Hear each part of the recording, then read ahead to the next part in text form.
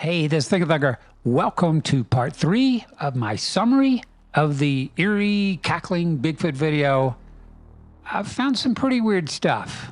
Let's go check it out. Okay, so this guy's character was called into question because he mentioned that he had a buddy doing a documentary. Maybe it was about Bigfoot. So for a lot of people, that was a red flag. They felt this guy is lying. So here's a quick little test we can do. Okay, so I did a quick Google search looking for can fear cause pupils to dilate. There's tons of material that say, you know, when you're in a fight or flight situation, when you're scared out of your mind, your pupils will dilate. So are his pupils dilated? Well, let's take a look. Zoom in on his eyes a bit. And I'll push exposure levels here some. Try to sharpen it up a bit. Take that a little brighter maybe. All right, let's move him around a little.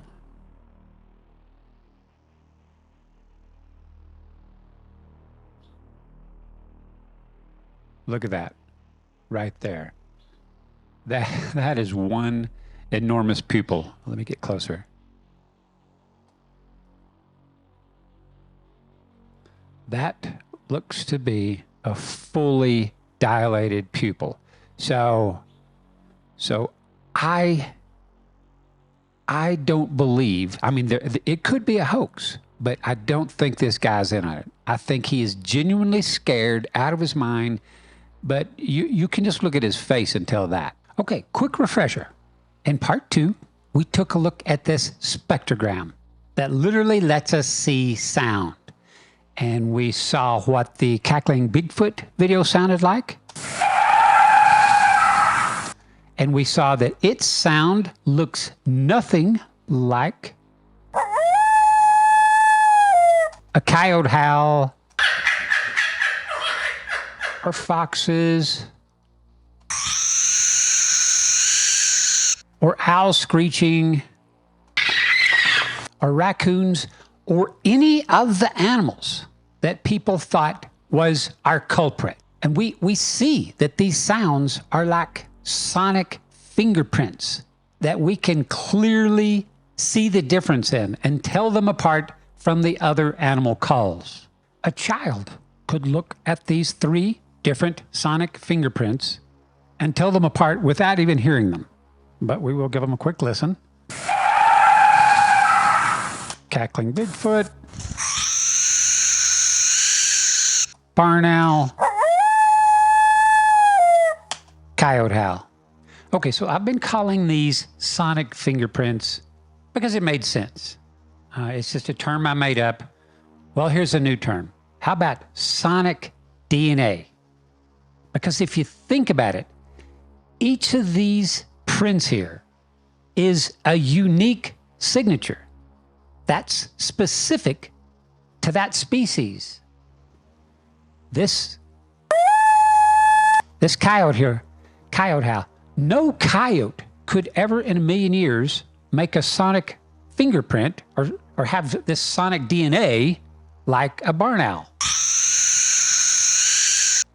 And neither one of them have a sonic fingerprint anywhere near like whatever this is in the cackling Bigfoot video. And no animal we looked at, all the animals that people thought might be the culprit, not a one of them even came close to looking like this. Now here's the thing. We could look at 1,000 barn owls, filmed or recorded with 1,000 different cameras. All of their sonic fingerprints or sonic DNA are going to look similar to this here in the center. The same with coyote howls. They're going to be similar. They're going to be recognizable. Okay, now take a look at this. Does this do you any good? All these lines and graphs. I did a search for DNA sequence results. This is the holy grail for Bigfoot research. apart from finding a body. This is what everybody is dying for. How about this? If somebody told you this was Bigfoot DNA, you would just have to take their word for it, wouldn't you? And another problem with DNA is that samples, they can become contaminated. So, in my opinion, I don't believe that DNA is really the answer we're all looking for. If we can't look at results ourselves and see the difference between them and some other sample, that's a problem to me. Now, let's look back at our sonic DNA. Pretend this is a courtroom. You're in the jury. We have shown you these 3 samples here. These 3 samples of sonic DNA, okay? Can you pick which one of these 3 samples is not like the other 2? Of course you can, without even hearing them. I bet that some of you can even look at these 2 samples on the left and know what animal that is. It's a long tube of a sound, just pure sound. Here we go. Coyote howl. What's this next one going to be?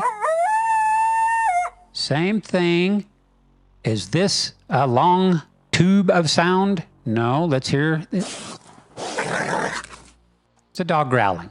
Sonic DNA, we can see with our eyes. We can tell samples apart. And then we can hear them. And use those 2 major senses, you know, our eyes and our ears, and evaluate samples ourselves. And we don't need a guy in a lab coat to do it for us. So there everybody is searching for Bigfoot DNA, the holy grail of Bigfoot research. And I believe we've already found our Bigfoot DNA, sonic DNA. And now some people are going to complain and go, well, yeah, but with these sounds, these sonic fingerprints and sonic DNA and all this stuff, it's still not showing us a Bigfoot. Well, neither is DNA. Neither are those DNA samples we looked at just a second ago. That's gibberish. Or how about a piece of hair or a piece of Bigfoot scat? Is that what you want to look at? This, I believe using spectagrams and these sonic fingerprints, sonic DNA, I believe it will be talked about more in the future. And not just in this case, but this too.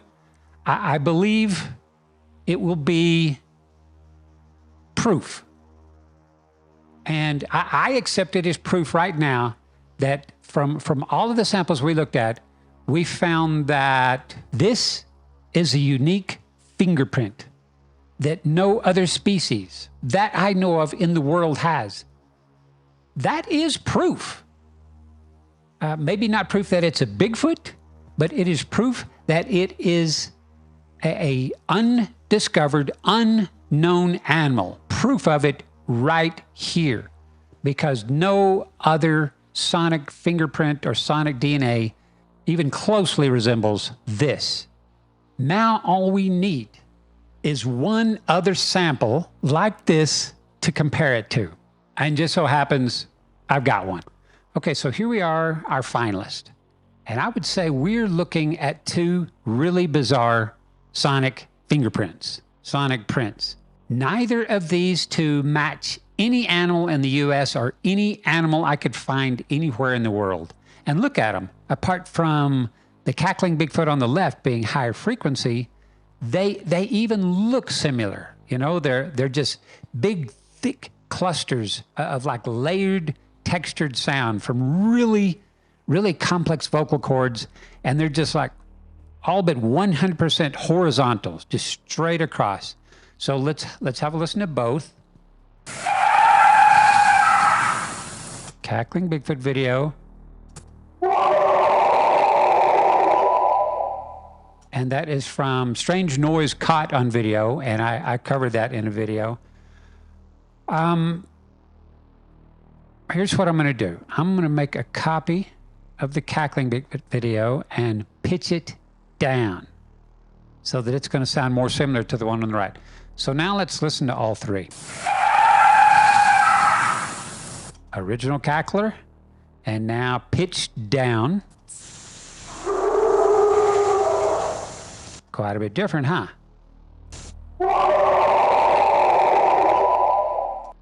Now they're starting to sound the same. I'm going to select these two and we'll just loop. And I wish you could be listening to this through headphones or really good speakers. Just close your eyes and listen to this. Now the one on the right, it has a little more intensity to it, but these sound very similar.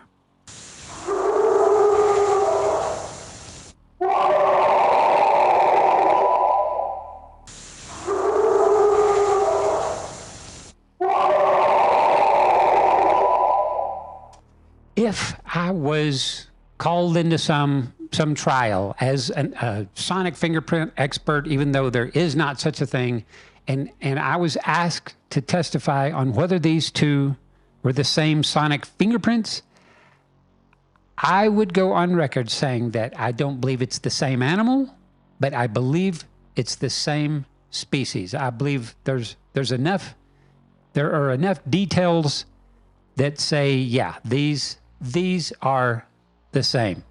Let's listen to them one more time.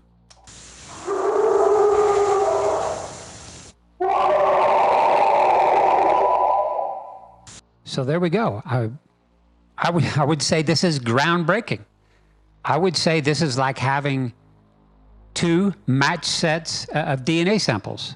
Instead, these are sonic DNA samples, which I believe are superior. Let me ask you, which are you more comfortable reading and comparing? I mean, do you feel like you understood all the comparisons I made? Of course, I believe you would. I don't think it's that tough to look at these and understand that these go pretty much horizontal across, and that I think they're really thick, complex, textured sounds, unlike wolves or the woman screaming or coyotes howling or yipping. These have their own unique fingerprint. And we're looking at two different ones.